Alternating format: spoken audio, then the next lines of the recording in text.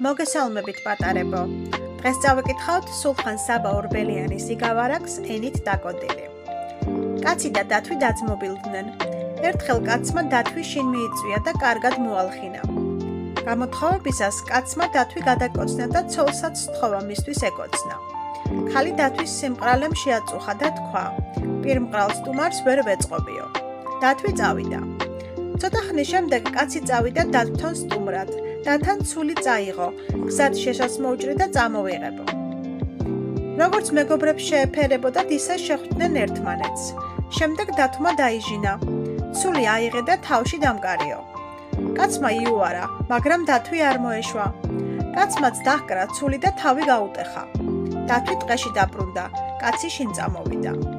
ერთი თვის შემდეგ ისევ შეხვდნენ ერთმანეთს. დათვს თავი გამთელებოდა.